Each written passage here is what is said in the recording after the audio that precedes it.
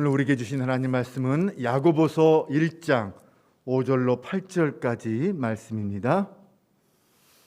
신약성경 370쪽 야고보서 1장 5절에서 8절까지 말씀.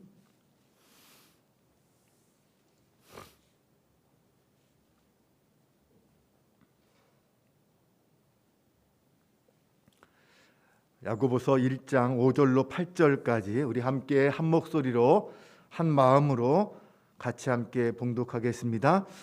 너희 중에 누구든지 지혜가 부족하거든 모든 사람에게 후히 주시고 꾸짖지 아니하시는 하나님께 구하라. 그리하면 주시리라. 오직 믿음으로 구하고 조금도 의심하지 말라. 의심하는 자는 마치 바람에 밀려 요동하는 바다 물결 같으니 이런 사람은 무엇이든지 주께 얻기를 생각하지 말라. 두 마음을 품어 모든 일에 정함이 없는 자로다. 아멘. 할렐루야. 2월 월삭 기도에 함께 하신 여러분들을 진심으로 축복합니다. 하루의 시작은 새벽입니다.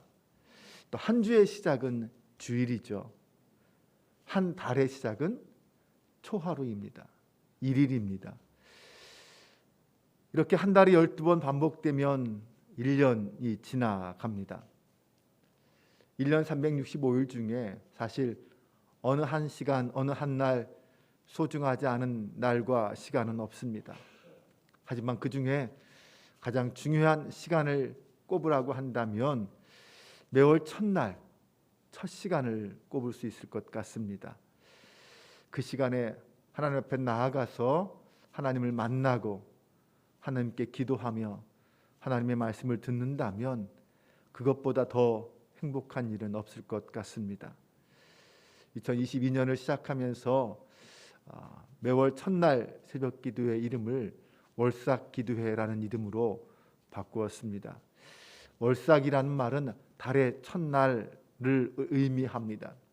구약 시대에도 이스라엘 백성들은 그 달의 첫날 하나님 앞에 나아가서 예배드리고 기도했습니다. 2월은 설 명절로 오늘 3일 모이게 되었지만 앞으로 우리도 이 월삭의 날을 귀하게 여기고 월삭 기도회를 습관화할 수 있는 저와 여러분 될 수 있기를 주님의 이름으로 축원합니다. 사실 우리의 기도의 대부분은 구하는 기도입니다. 우리가 기도를 하나님의 음성을 듣는 시간, 또 하나님과의 대화 이런 말을 통해서 이야기하지만 그래도 우리의 기도의 가장 중요한 부분을 이야기한다면 구하는 것을 말할 수 있을 것입니다. 그렇다고 해서 구하는 것이 잘못되었다거나 아니면 수준이 낮다, 나쁘다 그런 의미는 결코 아닙니다. 하나님은 분명 우리에게 구하라 말씀해 주셨습니다. 우리는 하나님의 명령에 따라 구하는 삶을 살아야 합니다. 아니, 우리는 연약한 인간이기에 어쩔 수 없이 구할 수밖에 없는 존재입니다. 내 힘으로 할 수 없는 것들이 너무나도 많기 때문입니다.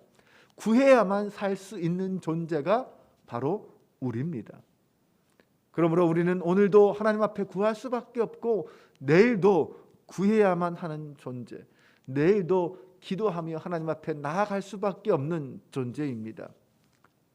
현실적인 우리의 삶의 모습을 돌아볼 때 우리는 어쩔 수 없이 부족함을 느끼며 사는 존재입니다.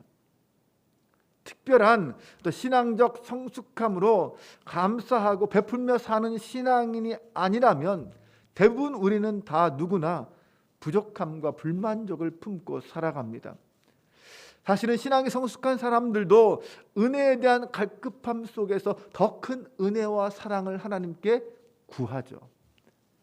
우리는 이렇게 누구나 구하는 것으로부터 벗어날 수 없는, 구할 수밖에 없는 존재입니다. 아니, 어쩌면 구하는 인생이 더 아름다운지도 모르겠습니다. 무엇을 구하다가 마침내 그것을 내가 얻게 되면 우리는 그 성취감에 큰 기쁨과 행복을 누리게 됩니다. 하지만 아무리 구해도 그것을 얻지 못한다면 우리는 실망하게 될 것입니다. 좌절감에 빠지게 될 거예요. 정말 실제로 필요한 것을 구해야 하고 나아가서 인간의 삶의 필수적인 것, 나와 이웃, 우리 가족들에게, 우리 모두의 필요를 구하고 그것을 위해서 열심히 노력하고 살아가는 것 바람직한 일입니다. 하지만 필요 이상의 것, 필요하지 않은 것까지 자신과 이웃에게 피해를 주는 것을 구한다면 그것은 바람직한 인생은 아닐 것입니다. 어쨌든 우리는 분명 열심히 무엇을 끊임없이 구하는 존재입니다. 그렇다면 우리는 무엇을 구해야 할까요? 네, 가장 필수적인 우리의 생명을 구해야 할 거고, 사람답게 살 만큼의 의식주의 문제도 구해야 할 것입니다. 도덕과 정의, 사랑과 믿음, 소망, 영생, 지혜, 하나님 나라와 의, 네, 이렇게 생각하면 정말 우리가 구해야 할 것들 많이 있습니다. 정말 참 많습니다. 주님께서는 산상설교를 통해서 구해라, 그러면 너에게 주실 것이요, 찾으라, 그리하면 찾아낼 것이요, 문을 두드리라, 그러면 너희가 열릴 것이다 라고 말씀했습니다. 주님은 분명 우리에게 구하라고 하셨고 구하면 주시겠다고 하셨는데, 우리가 정말 하나님께 구해야 할 것들이 무엇일까요? 그리고 하나님께 그렇게 구해도 우리가 얻지 못하는 이유는 또한 무엇일까요? 그 이유를 한마디로 대답한다면 지혜가 부족하기 때문이다, 지혜롭게 구하지 않기 때문이다, 이렇게 말할 수 있을 것 같습니다. 5절에 너희 중에 누구든지 지혜가 부족하거든 모든 사람에게 후히 주시고 꾸짖지 아니하시는 하나님께 구하라 라고 말씀합니다. 이 지혜가 무엇입니까? 국어사전에 보면은 사물의 이치를 빨리 깨닫고 사물을 정확하게 처리하는 정신적인 능력, 이렇게 이야기합니다. 잠언 1장 7절에서는 여호와를 경외하는 것이 지혜라고 그랬고, 잠언 9장 10절에서는 여호와를 경외하는 것이 지혜의 근본이다, 이렇게 말씀했습니다. 지혜는 흔히 지식을 올바르게 사용하는 것, 그것을 지혜다라고 설명합니다. 어떤 사람이 지식이 없다고 해서 그 사람이 지혜 없는 사람이다, 이렇게 말할 수는 없습니다. 지혜 중에서 최고는 뭐니 해도 하나님을 경외하는 것이라고도 말할 수 있습니다. 하나님을 경외하는 것이 지혜의 근본이고 그것이 지혜라면 그 말은 어떤 뜻입니까? 하나님을 알고 하나님을 잘 믿는 것이 지혜라는 말입니다. 그 말은 이 땅을 지혜롭게 살 수 있는 방법, 가장 행복하게 살 수 있는 방법이 무엇이냐? 하나님을 경외하는 것이다, 이렇게 말할 수도 있습니다. 이것이 바로 우리가 기도해야 하는 이유입니다. 하나님을 향하여 나아가야 하는 이유입니다. 우리의 기도는 바로 여기에서부터 시작됩니다. 그래서 본문은 5절에서 이렇게 말합니다. 모든 사람에게 후히 주시고 꾸짖지 아니하시는 하나님께 구하라. 사람에게 구하지 말고 하나님께 구하라 라고 말합니다. 사람이나 우상은 전능하지 않습니다. 그것들에게 구해봤자 다 무익하고 헛된 것뿐입니다. 하나님은 우리에게 오직 믿음으로 구하고 조금 더 의심하지 말라. 의심하는 자는 마치 바람에 밀려 요동하는 바다 물결 같으니 이런 사람은 무엇이든지 죽게 얻기를 생각하지 말라라고 했습니다. 의심은 한마디로 불신앙입니다. 불신앙하는 자에게 주님은 응답하지 않으십니다. 의심한다는 것은 두 마음을 품는다는 것 아닙니까? 8절은 말합니다. 두 마음을 품어 모든 일에 정함이 없는 자다. 여러분, 뱀은 혀가 두 개입니다. 그래서 성경은 이 뱀을 거짓말하는 존재로, 거짓말을 잘하고 사람을 미혹하는 존재로 묘사합니다. 뱀처럼 두 마음을 품고 그 두 마음으로 하나님을 섬기면, 아니 하나님을 의심하면 기도가 안 됩니다. 네, 믿음이 없으면 하나님의 살아계심과 능력을 의심하게 됩니다. 그러니 구해도 받을 수가 없는 것입니다. 하나님께서 우리에게 후히 주시는 이유가 무엇입니까? 그것은 하나님의 사랑 때문입니다. 우리가 하나님께 무엇을 구할 때 받는 방법은 무엇입니까? 믿음으로 구하는 것입니다. 네, 여기 하나님의 사랑과 우리의 믿음이 기도라는 공간 속에서 서로 마주칠 때 거기에 기도의 응답이 있고 거기에 기적의 역사들이 일어나는 것입니다. 이러한 기도의 응답과 기도의 기적의 근거에서 하나님은 우리에게 야고보서 5장에서 이렇게 말씀합니다. 믿음의 기도는 병든 자를 구원하리니 병이 낫기 위해서 서로 기도하라, 이렇게 말씀하십니다. 우리가 살면서 가장 많이 만나는 것이 바로 이 질병입니다. 병에는 크게 세 가지가 있습니다. 영혼의 병, 마음의 병, 육신의 병. 어떤 병이든 사실 사람에게는 큰 아픔과 고통을 가져다 줍니다. 육신의 질병은 삶을 고통으로 몰아가고 많은 경제적 손실을 가져다 줍니다. 마음의 병은 인간관계를 깨뜨리고 우울증과 권태를 느끼게 하고 살아갈 의욕을 상실하게 만듭니다. 가장 무서운 병은 이 영혼의 병인데, 영혼의 병은 하나님과 멀어지게 하고 우리를 죄악 가운데 빠뜨려서 구원받지 못하게 합니다. 그러므로 우리는 무슨 병이든 이 병 낫기를 위해서 기도해야 합니다.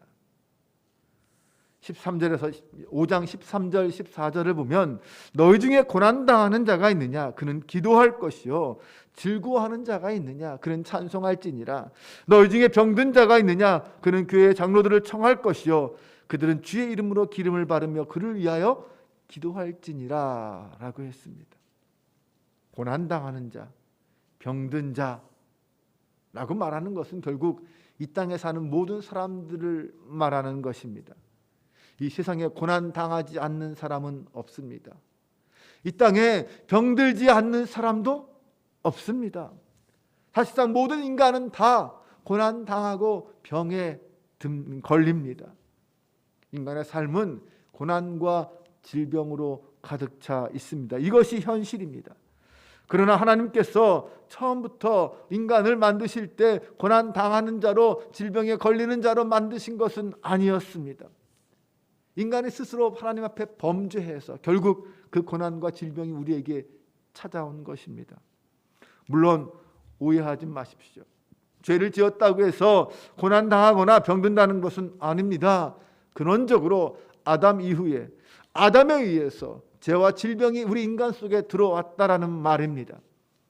우리가 예수 믿고 구원받으면 결국 천국에 가게 된다면 더 이상 그런 고난과 질병이 우리를 괴롭히지 못할 것입니다. 인간에게 가장 시급하게 해결해야 할 문제가 있다면 무엇일까요? 그것은 바로 그 모든 고난에서 우리가 해방되고 모든 질병으로부터 치료되는 것입니다.